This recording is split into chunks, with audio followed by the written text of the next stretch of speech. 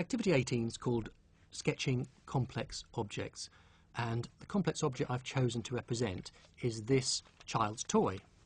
It's not so complicated that it makes it very difficult to draw, but it does give me a chance to represent much of the things we've looked at: the crating, the ovals, the use of outlining and perspective. So where do you start with an object like this? Well, we need to decide what sort of view we're going to produce first of all. And if you remember back to some of the previous activities, it was up to us what sort of box we started with. There's the Y shape I started with, but I could represent it in a very different way. I could represent it like this, where I saw much more of that top surface. The way I draw it is entirely up to me as the graphic designer of this particular image.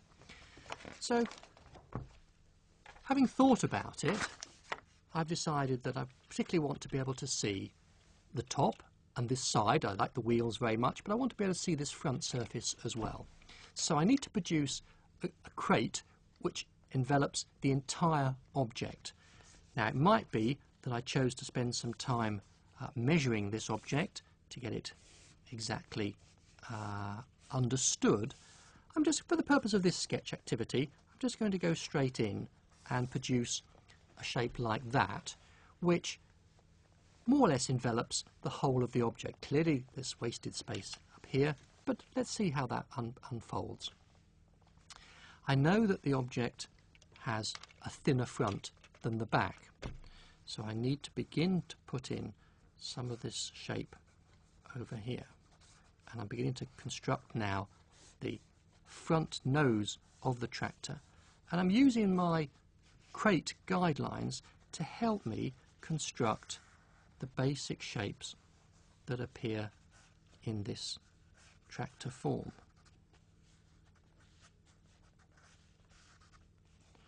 The roof is going to come over to something like that.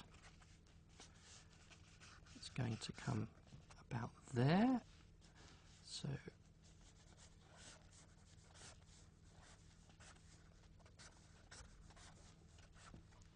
and the wheel is going to be about there. Let's put in one of the wheels. Now, remember, the principle of drawing these ovals was to find the axes, and I'll put that in as a construction line there, and at 90 degrees to it, I put in a line which will be the major axes, and I'm going to use that to help me construct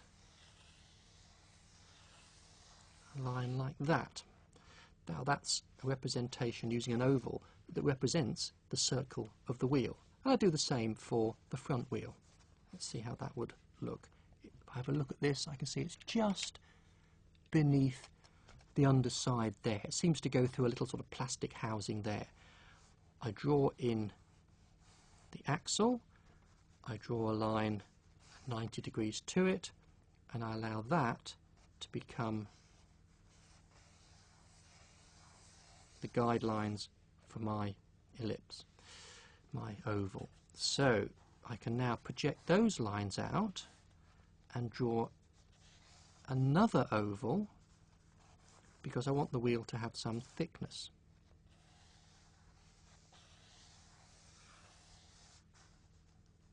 And the same for the front wheel. Join that up to there. Let's put some of those lines in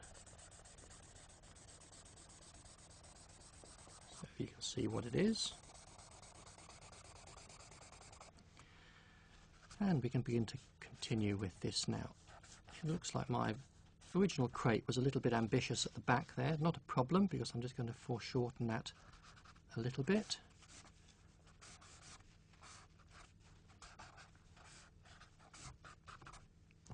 And obviously I've got my funnel coming out of here. And how are we doing for that? Right, we need to put in some back wheels, some wheels at the rear of that. Can't quite see the other one. And the little headlight things on here.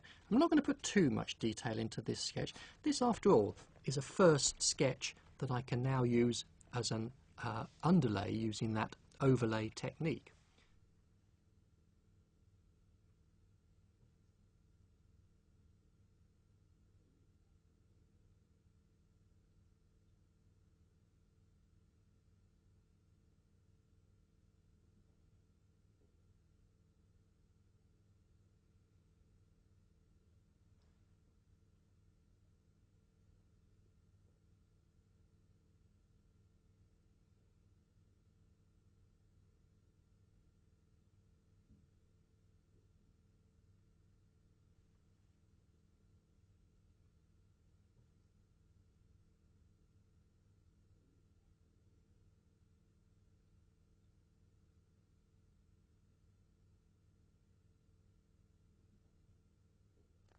So now we've got a sketch of our child's toy, which is a plausible starting point, but it's used many of the techniques that we've developed in this modelling workbook.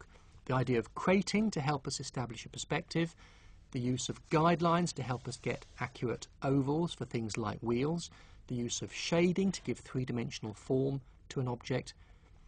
If you can end up with rough sketches like these, then they're going to be really valuable to you, not only in communicating your design ideas amongst other designers and showing them to other people, but the act of visualising them can improve your own creativity. So these are the techniques that you need to practice to be able to use sketching effectively in design.